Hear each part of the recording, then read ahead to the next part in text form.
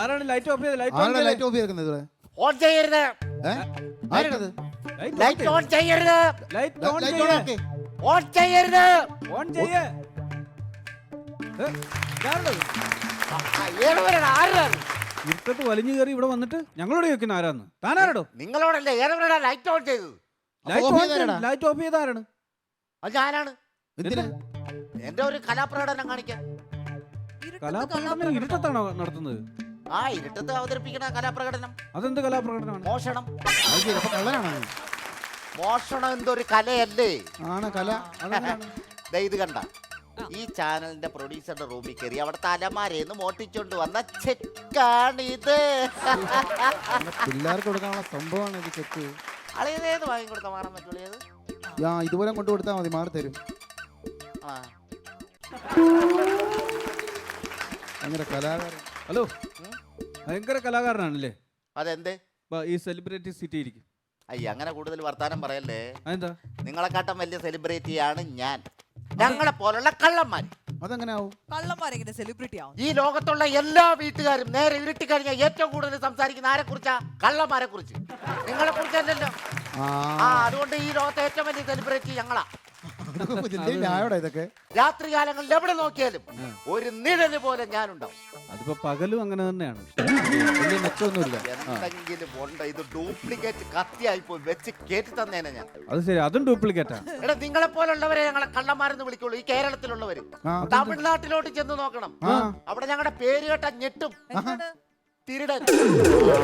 മുരുകാ എന്ന് വിളിക്കുന്ന പോലെ തിരുടാ.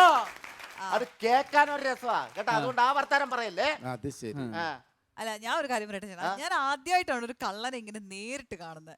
സത്യം, ഞാൻ ആദ്യമായിട്ടാണ് ഒരു കള്ളിയെ നേരിട്ട് കാണുന്നത്. കറക്റ്റ് അല്ലേ? അത് സത്യം കേട്ടാ. ആണാ?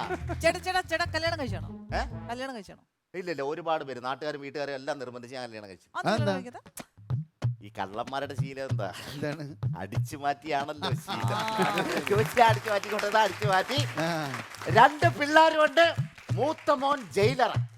ഓ, കള്ളനാണെങ്കിൽ എന്താണ്? മക്കളെ പഠിപ്പിച്ച് ജയിലറാക്കി. അത് വലിയ കാര്യം കേട്ടോ. അത് വലിയ കാര്യം. അങ്ങനെ തന്നെ വേണം, മാതൃകയാകണം. ആ ജയിലറല്ല, പിന്നെ ജയിൽ എന്ന അറയില. അപ്പൊ മോനും കള്ളനാണ്. പിന്നെ ഒരേ ഒരു സമാധാനം എന്ന് പറഞ്ഞാൽ മോള് പോളിടെക്നിക്.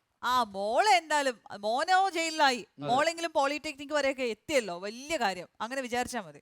ഞാൻ പോളിടെക്നിക് എന്നല്ലെന്ന് പറഞ്ഞു. പിന്നെ ഇളയ മോള് പേളി. ഇച്ചിരി ടെക്നിക്കാണ്.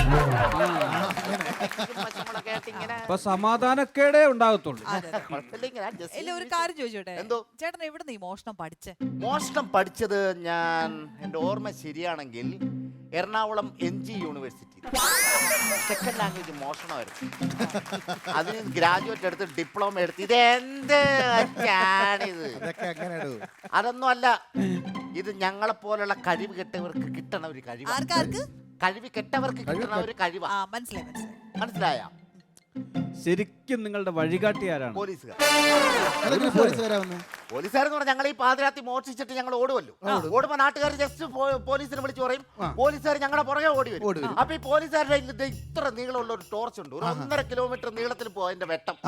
ഞങ്ങൾ ഓടി പോലീസിനെ വിട്ടിട്ട് ഞങ്ങൾ ഓടി ഓടി ഓടി ഓടി ഓടി ഓടി എവിടെയെങ്കിലും ചെന്ന് എങ്ങോട്ട് പോകണമെന്നറിയാതെ മാർഗം തെറ്റി ഇങ്ങനെ നിൽക്കും. പോലീസ് എവിടാം എവിടാം എന്ന് പറഞ്ഞ് ഇങ്ങനെ ടോർച്ച് ഇങ്ങനെ ചുറ്റും അടിക്കുമ്പോ കറക്റ്റ് വഴി ഞങ്ങൾക്ക് മനസ്സിലാവും. ആ വഴി ഒരു ഒറ്റ വിടല. അതുകൊണ്ടാണ് ഈ പോലീസുകാരാണ് ഞങ്ങളുടെ വഴികാട്ടി എന്ന് പറയണത്. മനസ്സിലായില്ലേ? എന്തെങ്കിലും നാട്ടുകാർ പിടിച്ചിട്ടുണ്ടോ? നാട്ടുകാർ എന്തെങ്കിലും ഓടിച്ചിട്ട് പിടിച്ചിട്ടുണ്ടോ? ഒറാശോ. കഴിഞ്ഞ തൃശ്ശൂർ പൂരത്തിന് ജസ്റ്റ് ആ ഒരു ആനയെ അടിച്ചു മാറ്റി.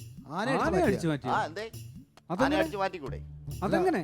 പക്ഷെ ആനയെ അടിച്ചു മാറ്റി നാട്ടുകാരും പോലീസുകാരെല്ലാം വന്നപ്പോ ഈ ആനയെ എവിടെ ഒളിപ്പിക്കും? അതില് ഞാൻ പെട്ടുപോയി. അതില് പെട്ടുപോയി. അവസാനം നാട്ടുകാർ വന്നപ്പോ ഞാൻ സറണ്ടർ എന്ന് 2 പ്രാവശ്യം പറഞ്ഞ മാത്രമേ എനിക്ക് ഓർമ്മയുള്ളൂ. ആന ചവിട്ടിയതാണോ നാട്ടുകാർ തന്നെയാണോ ഒരു പിടുത്തമില്ല. എന്തായാലും അടിപൊളിയായിരുന്നു. തനിക്ക് നാണല്ലോ ഇങ്ങനെ വല്ല അന്യ ആൾക്കാരുടെ മുതലേ മോഷ്ടിച്ച് ഇങ്ങനെ ജീവിക്കാനായിട്ട്. ജോലിക്ക് പോയിക്കൂടെ? ഉല്ലാസം നല്ല പേര്. അതെ, ഉല്ലാസ് പറഞ്ഞാൽ ഞാൻ കേൾക്കും. പക്ഷെ ആ ഇരിക്കുന്ന സെലിബ്രിറ്റി ഇല്ലേ ആ നെൽസൺ സൂര്യനാട് ആ ഞാൻ പറഞ്ഞാൽ ഞാൻ കേൾക്കൂല. അതെന്താ ഞാൻ പറഞ്ഞ കേൾക്കാം. ഞാൻ ഇതിന് മുമ്പ് ഇയാളെ കണ്ടിട്ടില്ലല്ലോ, പിന്നെ എന്തിനാണ് അങ്ങനെ? അതെങ്ങനെ ഇയാള് കിടന്നുറങ്ങുമ്പോ എന്നെ എങ്ങനെ കാണുന്നത്? ഏ?